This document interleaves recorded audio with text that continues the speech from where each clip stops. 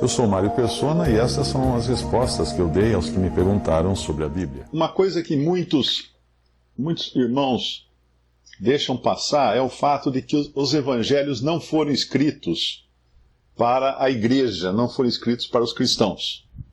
Os evangelhos foram escritos para os judeus. Mesmo porque no próprio evangelho de João é dito que veio para o que era seu e os seus não o receberam. Então ele não veio para os gentios a princípio, mas ele veio aos judeus. E no fim dos evangelhos, à medida que o evangelho avança, nós encontramos o Senhor sendo rejeitado pelo seu povo, sendo rejeitado até pelos seus irmãos, né? Tem uma passagem que fala que nem os seus irmãos criam nele. E aí ele vai apontando que vai então para os gentios, que ele iria criar algo novo, não é? Que ele fala, edificarei minha igreja e as portas do inferno não prevalecerão contra ela. Mas quando ele veio ao mundo, esse foi o maior milagre que a gente poderia conceber, porque é o milagre do Filho de Deus encarnado. A encarnação é um mistério. Muita gente quer entender a encarnação. A encarnação é um mistério. Nós cremos na encarnação, mas ninguém entende a encarnação. Como é que você vai entender? O Criador de todas as coisas, o Criador de todo o universo, de repente ele estava num bebê. Ele estava numa criancinha pequenininha, né? Um bebezinho, neste mundo, assim, indefeso, tendo que ser amamentado, tendo que ser cuidado, com toda a fragilidade que tem um bebê.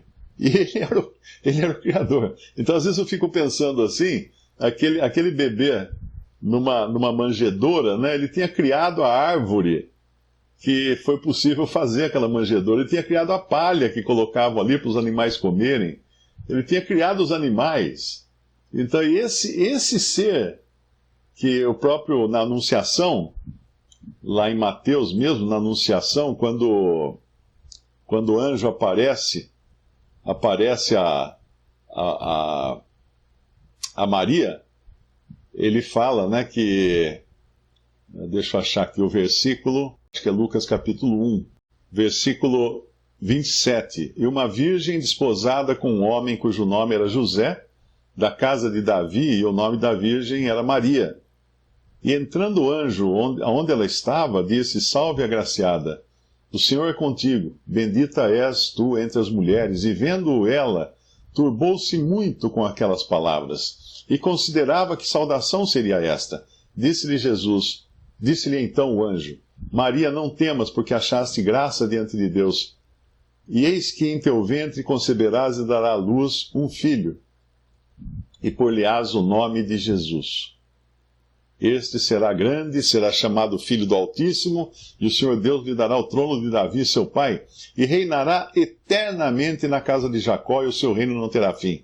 E disse Maria ao anjo: Como se fará isto, visto que não conheço homem algum? E respondendo o anjo, disse-lhe: Descerá sobre ti o Espírito Santo, e a virtude ou o poder do Altíssimo te cobrirá com a sua sombra. Por isso também o santo, a outra versão fala o ente santo, que de ti há de nascer, será chamado Filho de Deus. E ali ele já anuncia também a gravidez de Isabel, da prima de Maria. Então isso é um mistério. Ninguém pode conceber um mistério tão grande assim. E nós vacilamos tentando entender, nós estamos andando em terreno santo. É um lugar, entender a encarnação, a concepção virginal de Maria, é pisar em terreno santo, como o Senhor fala a Moisés lá no monte, não é? Tira as vossas sandálias, porque o terreno em que estás é santo. Então nós temos que caminhar como sobre ovos nessa área, né? Uma coisa a gente sabe: Deus havia escolhido Maria desde a eternidade. Deus havia escolhido a mulher, não era uma mulher. A mulher. Lá em Gênesis, quando o Senhor profetiza da vinda de Cristo ao mundo, ele fala: tu ferirás o calcanhar da semente da mulher sairá um que te ferirá a cabeça, falando para a serpente, né? Da semente da mulher. E lá eu acho que é em Daniel, se não me engano, não é? Ou é Isaías, fala que a virgem, tem algumas traduções que fala uma virgem, conceberá e dará à luz um filho, mas não é, a tradução correta é a virgem conceberá e dará à luz um filho. A gente pode até abrir essa passagem, porque ela é muito importante, 7,14, exatamente. Portanto, o mesmo Senhor vos dará um sinal, eis que a virgem, a outra tradução, tem outras versões que falam uma virgem, não é assim, é a virgem conceberá e dará à luz um filho e chamará o seu nome Emanuel, que significa Deus conosco. Esse Emanuel não é nome, hein? É muito importante entender que existe uma diferença entre nomes próprios e títulos. Esse é um dos muitos títulos que o Senhor Jesus ganha ao longo de todas as profecias. Então, a virgem daria à luz um filho. A questão é a seguinte: como poderia Maria conceber sendo virgem? Ela fala, como eu não tenho relação com homem nenhum? Exatamente, um mistério. Um mistério. O Espírito Santo gerou no ventre de Maria este ser santo. Foi uma concepção divina no ventre de Maria. Uma outra coisa interessante é a seguinte: como é que Maria, sendo uma pecadora, porque todos pecaram e destituídos estão da graça da glória de Deus, fala lá em Romanos, e o pecado entrou no mundo por um só homem, e o pecado passou a todos os homens, porque todos pecaram, também fala em Romanos. Como poderia um ser no ventre de Maria ser gerado absolutamente santo e sem receber de Maria o pecado? Esse é um assunto complicado. Bom, eu creio que um milagre tão grande quanto aquele em que o Espírito Santo gerou esse ser no ventre de Maria não seria diferente de um milagre tão grande quanto Deus manter esse ser totalmente incontaminado pelo pecado no ventre de Maria. Ou melhor, sem contato com Maria do lado de dentro. Não sei se deu para entender. Eu gosto de usar o exemplo da garrafa térmica. Quem já precisou trocar a vela de uma garrafa térmica, né? A garrafa térmica tem aquela garrafa de plástico. Você tem uma rosca que você tira assim no bocal e sai chama vela, né? Sai um recipiente de vidro, um vidro muito fininho mesmo, parece papel aquele vidro. Esse recipiente, se você conseguisse cortar ele de cima e embaixo, você veria que ele é feito de duas paredes. Ele é como uma lâmpada, só que com duas paredes. A diferença é que uma lâmpada dessas que a gente tem em casa, tinha, né? Agora é tudo LED aqui, eu olho em volta, que só tem lâmpada de LED. Aquelas lâmpadas de antigamente, né, do tempo antigo, ela tinha o bulbo, né? Aquele bulbo era uma casquinha de vidro. E lá dentro faziam um vácuo, tiravam todo o ar e selavam para o filamento não queimar. Tanto é que se rompesse o selinho lá, que era uma gota de solda, ele queimava na hora o filamento, porque entrava ar. O ar tem oxigênio, é o carburante, né? Que eu acho que eu pulei as aulas de química, e ele queimava na hora. Então essa garrafa térmica ela tem duas paredes. Entre essas duas paredes tem vácuo. Eles tiram todo o ar de dentro dessas duas paredes. Aí você deposita o café lá dentro, põe a tampa, o que acontece? Como o café não tem contato nenhum com o exterior, se a garrafa térmica fosse ideal, infelizmente ela não é ideal porque tem uma tampa, né? A tampa é o lugar por onde escapa o calor. Mas se não existisse aquela tampa, esse café ia ficar ali para sempre, teoricamente falando, em termos normais de temperatura e pressão, ele nunca ia esfriar. Porque ele ia ficar totalmente isolado, né, do exterior. Então, eu acredito que o milagre da concepção e o milagre da gestação... Muita gente fala do milagre da concepção, que é o milagre de Maria não ter contato com homem algum e ficar grávida. Um milagre isso daí, não é? Um milagre. Mas existe o milagre da gestação. Depois que ficou grávida, esse bebê cresceu no ventre de Maria. Como que ele cresceu? Continua o milagre. Continua o milagre. É mais difícil acreditar no milagre da gestação do que no milagre da concepção? Eu acho que não. Acreditando no milagre, você acredita no outro também. Então, eu acredito que ele não teve contato com Maria, o bebê.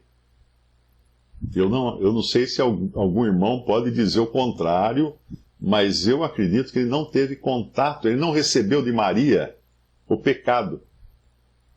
Ele não foi contaminado por Maria. Ele ficou totalmente isolado ali. Essa ideia da garrafa térmica, não sei se vocês já sabem, ela vai ser usada nas habitações de Marte e da Lua, né? Que eles vão precisar de água. Então, as casas que eles estão projetando para a Lua, uma base na Lua e uma base em Marte, elas têm 2 paredes e dentro da parede cheia de água. Porque a água é um excelente isolante dos raios cósmicos. E aí a água já está ali também para beber, para usar, para tudo. Então, a mesma água que vai isolar as pessoas dentro